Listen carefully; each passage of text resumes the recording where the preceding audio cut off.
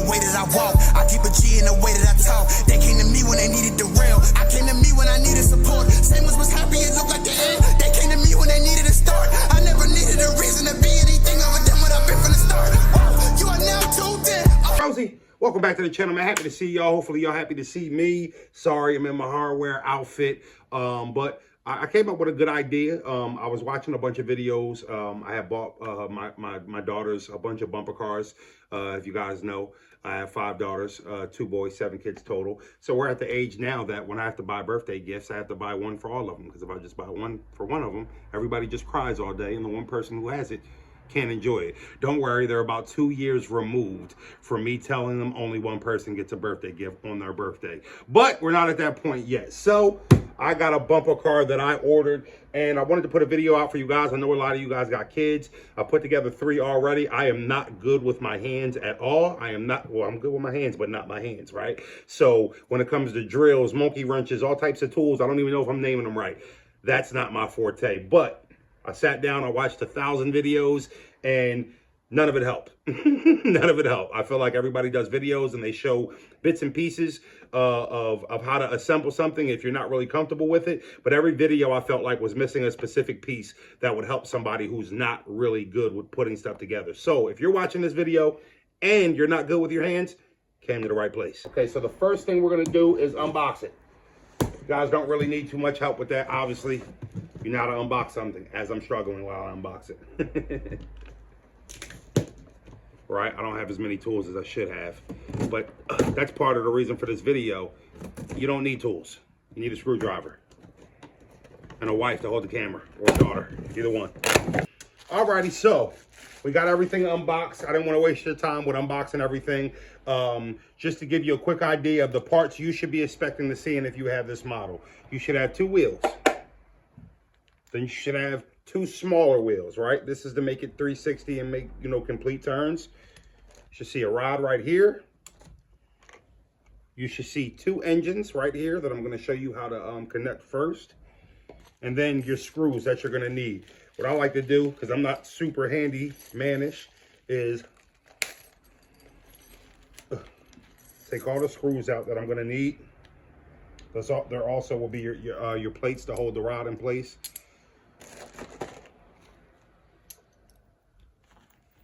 Put them right here on top of a piece of plastic. You don't want to lose any, right? Pardon me, I'm in my bedroom, y'all. Okay, first thing we want to do, connect the engine. You're going to have to connect these on 2 sides. It's pretty self-explanatory. One thing you want to note is one engine is white and blue, and the other engine is green and yellow. So you just want to make sure you match up the cords with the colors. Don't put the green and yellow with the blue and white. Don't put the blue and white with the green and yellow. Also, I wanted to show you something. If you unbox this and turn it upside down, when you look at the spot where you connect the motor, on 2 of them out of 3, they've had the connectors inside. So if you don't see them like this, it's okay. Just put your finger in the hole, and then you should be able to pull them out and see it. And the first thing you're going to want to do is connect them. So right now we're doing green and yellow with green and yellow, right? Once you connect the cord, you're able to just push it right back in the hole like this. And then you just want to place it here. We're gonna squeeze those in when we're done connecting everything, and then the motor will be in. Very simple. You don't need no tools at this point. By the way, these are my tools: screwdriver, hair scissors. If you got power tools, use them. I know a lot of people are gonna be like, "You're fed," you know. If you got power tools, just use them. But you don't need them. We did not use any power tools to assemble this. So here's the blue with the white. You want to put it back in the hole. And then this part is a little tricky. It'll seem like it doesn't fit, but it does. So if you just got to work it a little bit or whatnot, but you want to make sure these go completely in the hole, just like that. And it's okay to give it a little bang just like that, right? Okay, so once you connect the cords, this is what it will look like. Green and yellow, white and blue, all right? Now that's where this pole comes in at. It's pretty simple. And there's a little slot that it fits in right here in the middle, so it's not really difficult. You want to get this pole inside both of these. And then you want to make sure these engines are completely connected into the hole. So it looks like it doesn't fit, right? So there There we go. We got one in. And then once you get the one in, kind of places, it shows you where it's supposed to sit. Pretty self-explanatory. I'm going to get it on this side, which is the blue and white. Get these blue and white cords back in. That was a little sloppy.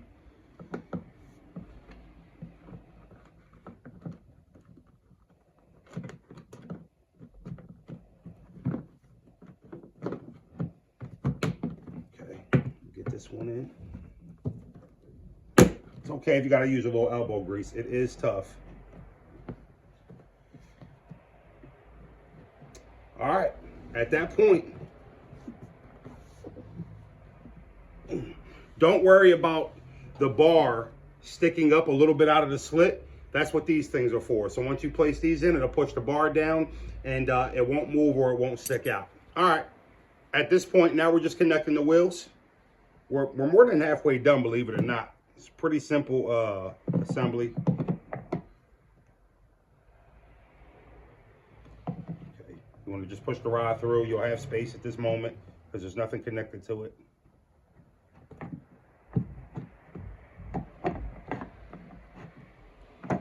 We're in. Want to make sure the wheel with the fat side sticking out is the one that you're connecting first. So the outside of the wheel should be flat.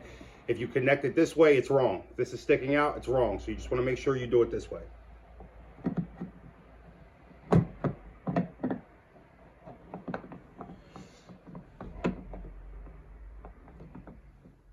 Simple. Your wheels are on. So now you'll need this piece right here. Luckily, these pieces confuse me when I see too many of these. You only got two of these.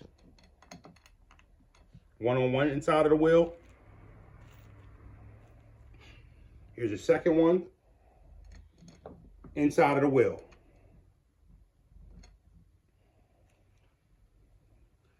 Twist these on, and now your wheels are in place.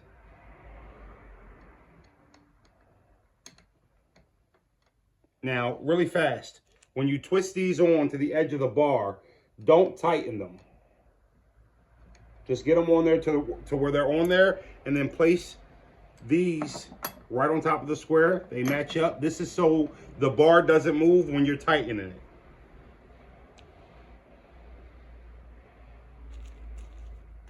So I'm going to go ahead and get these twisted on, and then I'll show you what's next. All right, guys, so now that I got the bar set in place, the two little black squares, you'll see them. They're the only pieces like that they send you with all the parts. It's not that many parts. You know, if you've got a power tool, this will be easier. Just give everyone a little twist, make sure it's in place. Everyone good. You'll hear it kind of clicking when it's too tight.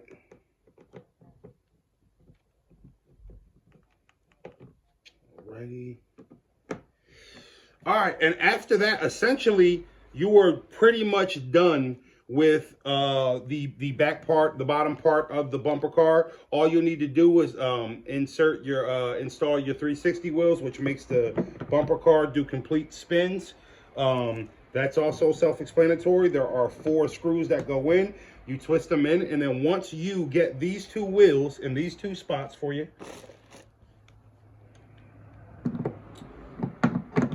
once you get these 2 wheels in these 2 spots, you screw these in, the bottom is done. The hard part is done. Part that I thought was the hardest part is the easiest part, right? So you just get these wheels on, screw in the 4 screws on each side, 8 in total, and then you'll be ready to flip the bumper car over. So I'm going to get these wheels in, and then I'm going to show you what you do next. Okay. Bottom of the bumper car completely assembled, right? You got your wheels connected. You should be able to hear that. They're twisting. The bar is in place. 2 pieces covering the bar, and your 360 wheels, pardon me, and your 360 wheels. So at this point, you are ready to flip it over. And now we're going to install your steering wheel, if you want to call it that, right? So this is a battery connecting piece right here. One thing I didn't show in the video, which I should, is most of these are zip tied that you need to clip off. Just try to be careful and not to cut the wire. It's very difficult not to do that. But yeah, this is one of the first videos I'm making for kids. I'm usually a potty mouth, so I'm not allowed to say that.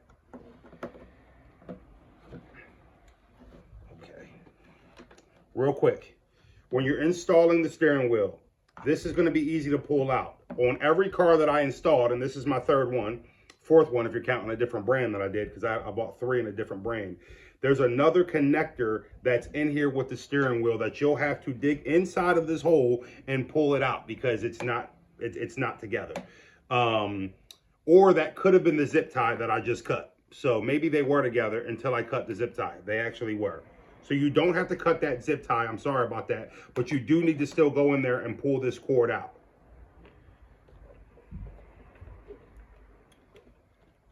Very simple. Just connect the cords. And you want to come here, connect the smaller. Got my glasses on. All right, you want to push the wires back in the hole. Pardon me. The steering wheel and all the buttons with the USB cords, they should be facing the seat. And this right here is just a pop one. You'll hear it click once you got it in. It took me a couple minutes to get it. It's in, and then there's 2 screws right here. So once you hear that pop, you're ready for your screws.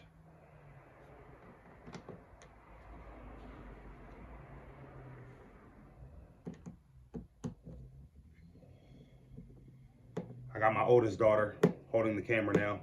She's a little too big for these bumper cars nowadays, but it's okay because she's taking driver lessons in my car right now. Only problem is my car don't have the bumpers. So when she gets ready to hit something, it's not so friendly. You think they're gonna be able to drive this better than you drive my car?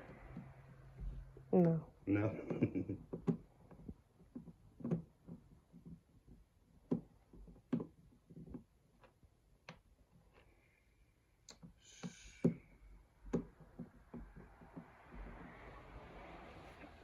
Some of the holes are a little crooked. Little jamming though. A little jamming to fix it. This is where the drill comes in handy.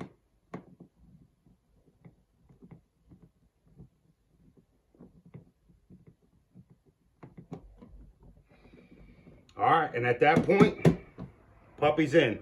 Now we're in for the last part, the force it last part, y'all. So honestly, the easiest thing to do at this point is to lift this up. Right? Now, a lot of you guys don't skip this step, and I'm going to tell you why. I almost steered you in the wrong direction. On the first 2, I thought they were broken because I jammed these in, which is the back plate, and the car wasn't starting. And that's because, here's the most important part. In all of the videos I watched, they left this part out. I don't know why, but they did. The car will not start if you do not lift the seat up and plug this last piece in. Speaking of the camera lady, when she was 13, I brought her first electric scooter. Was a little bit easy to put together, but it would go on and just shut off. She wasn't able to go for more than 30 seconds, 5 seconds without it cutting off. And I was ready to return it. It was an off-brand. And I took it to my brother's house one day. He lifted the seat up and there was a cord barely connected. Just like battery cord touching. And then once we did that, it lasted for a long time. So you just want to connect this piece right here. This is like the final connecting piece. The car will not run without this. And then you can just give it a quick little, good. All right, it's working. We're getting electricity. At that point, before you put the seat back on, you want to get the back plate on. You heard the click, and now we're putting screws in. And I want to let y'all know, I felt accomplished. I'm going to tell you why. I'm a writer. I'm a poet. I'm a talker. God did not bless me with handyman skills. But with all these damn kids that I have, these dang kids, gotta have a little bit of handyman skills. And I still don't. But I was able to put these together, and I thought, hey, somebody's gonna buy their kids this, and they're gonna unbox it and say, what do I do now? I'm not good with my hands like Froze isn't. Guess what? Froze just gave you a walkthrough on the not so good with your hands way to put together a bumper car. And seat. Seat clicks in the same way.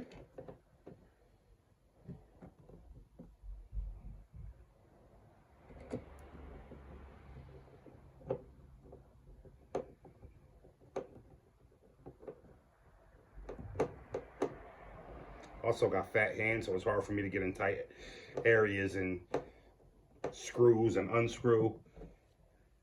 And at that point, you got a bumper car. They also give you these cool little stickers, which I did with my daughter. We unpeeled them. I let her put the stickers where she wanted to, rather than where they were supposed to go. But if they're having fun, I'm having fun. I hope this video was helpful. And last but not least, remote, the parent remote. I think you need 3 AA or AAA batteries, if I'm not mistaken. It says it on the box somewhere. Usually people have batteries in their house, so hopefully you guys do. And this is, the white box will be your charger. This is basically for people who kids are having trouble steering it at first. You can take the steering capability away, and then you can actually just drive them around with this remote control, which is a pretty good feature, especially if you got a young kid that's not really coordinated or comfortable with twisting around and driving and steering this thing. But I will say, my youngest daughter, who is 4, is riding this one downstairs currently right now. About 1.5 miles is the top speed. It's got these cool little bumper things that they're not chipping up the wall that much. I don't know what the brand is, but it's a great buy. And if I find out the brand, I'll do another video showing you guys how they ride them, and you know, showing you guys some different things that you can do with these things. Other than that, hopefully this was a helpful video.